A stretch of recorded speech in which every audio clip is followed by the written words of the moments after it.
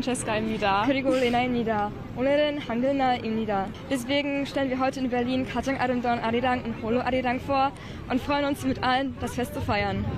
감사합니다. 독일어와 어눌하지만 또박또박한 발음의 한국어가 섞인 말로 자신들을 소개합니다. 노란 머리의 외국인들이 정확한 발음으로 한국 민요 아리랑을 부릅니다.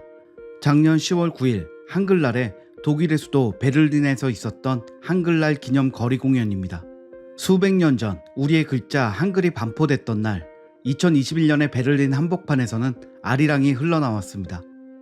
길을 지나던 이들의 발걸음을 멈추게 한 아리랑의 아름다운 선율. 이어서 한복을 입은 외국인들이 우리의 전통 무용을 선보입니다. 다시 한번 말하지만 여긴 독일입니다. 독일에 울려 퍼진 우리의 아리랑. 한국인이 이끄는 독일 청소년 합창단의 청아한 목소리로 들으니 더욱 특별한 것 같습니다. 지난 5월 21일 독일 노르트라인 베스트팔렌 합창협회가 주최한 권위 있는 합창 대회에서 한국인 정나래 지휘자가 이끄는 도르트문트 청소년 합창단이 우승을 차지했습니다. 최고의 아카펠라상에는 한국 작곡가의 수리수리 마수리가 특별상을 받기도 했습니다. 이 대회는 30년 이상의 역사를 가진 독일의 대표적인 청소년 합창대회인데요. 이 대회에서 한국인 지휘자가 이끄는 합창단이 우승을 차지한 것은 이번이 처음이라고 합니다. 이날 대회장에는 한국의 피아니스트 겸 작곡가 최영민의 가장 아름다운 아리랑이 울려 퍼졌습니다. 그리고 그 노래로 우승을 차지했죠.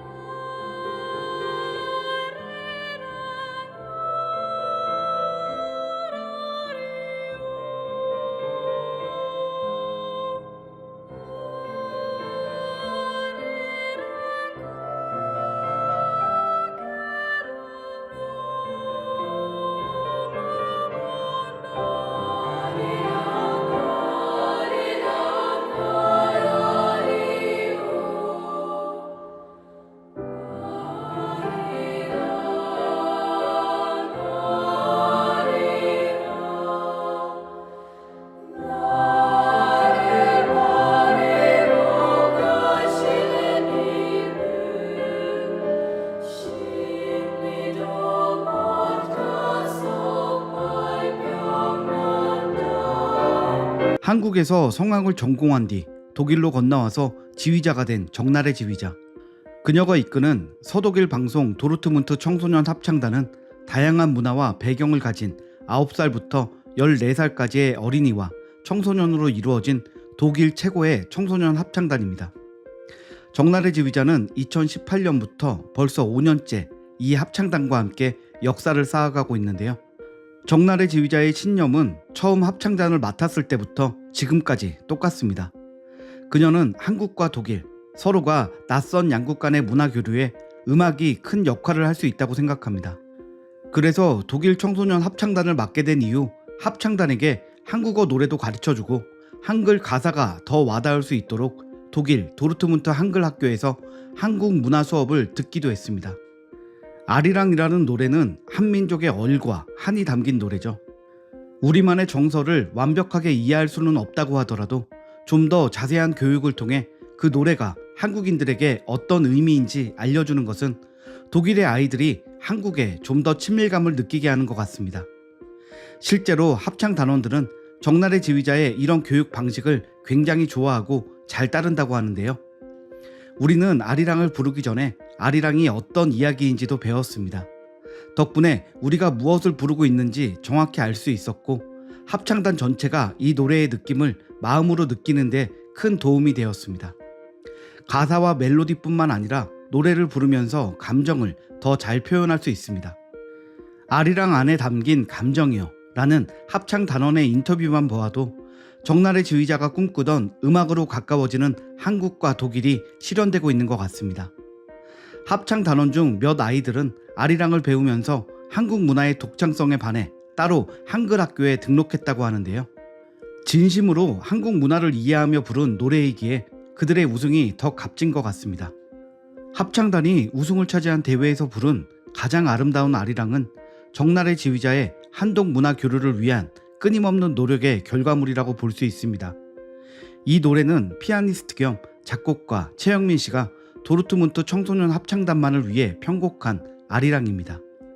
우리의 아리랑과 독일의 민요를 합쳐서 만들었기 때문에 독일 사람들도 이질감 없이 받아들일 수 있었습니다.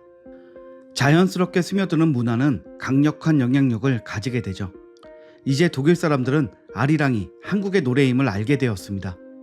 독일의 아이들은 한글이 한국의 글자임을 알게 되었고요. 이것은 엄청난 성과라고 생각합니다. 그런가 하면 작년 스페인에서도 아리랑에 관련된 자랑스러운 소식이 있었죠. 스페인의 초등학교 교과서에 한국의 전통 민요 아리랑을 배워봅시다 라는 글귀와 함께 아리랑의 악보가 실린 것인데요. 한국의 민요를 저 멀리 스페인에서 배운다는 것은 정말 의미가 깊습니다. 이런 성과 뒤에도 한국의 음악가 스페인 밀레니엄 합창단 임재식 단장의 부단한 노력이 있었습니다. 38년째 스페인에 거주 중인 임재식 단장은 1999년 한국 노랫말 합창단 창립 프로그램 계획을 제시해 밀레니엄 합창단을 출범시켰습니다. 아리랑, 밀양아리랑, 경복궁타령 등의 민요를 비롯해 동심초, 가고파, 비목 등의 가곡, 고향의 봄, 등대지기, 반달 등의 동요, 비 내리는 고모령 등의 대중가요까지 스페인 공연 무대에 올렸습니다. 합창단의 공연은 스페인 국영방송을 통해 스페인 전역에 중계되기도 했습니다. 그는 스페인 정부로부터 한국과 스페인의 문화 교류에 기여한 공로로 국왕 십자훈장을 받기도 했습니다. 타지에서 앞장서서 아리랑을 알리고 있는 정날의 지휘자와 임재식 단장 같은 한국의 음악인들을 보면 같은 한국인으로서 고맙고 자랑스러운 마음이 듭니다. 아리랑은 유네스코 인류 무형문화유산으로 등재된 우리의 자랑스러운 문화이고 유산이자 또 역사입니다. 이런 아리랑을 호시탐탐 탐내는 국가가 있죠. 바로 중국입니다. 틈만 나면 아리랑이 중국 소수 민족의 노래라고 날조와 왜곡을 시도합니다. 중국의 각종 방송에서 아리랑이 중국 소수 민족의 노래라고 날조한 것이 알려지면서 국민적인 분노를 사기도 했습니다. 이런 상황에 한국과 전혀 연이 없는 외국에 한국어로 아리랑이 울려 퍼지고 교과서에 실리고 또 그 아리랑으로 대회 우승을 차지한 일은 큰 의미가 있는데요. 이런 일이야말로 9시 뉴스에 나올 이야기가 아닌가 생각이 듭니다. 아리랑을 사랑하는 한국의 음악인들 덕분에 세계로 나아가고 있는 아리랑, 또 어떤 나라에서 아리랑 노래소리가 들려올지 기대하며 영상을 마칩니다.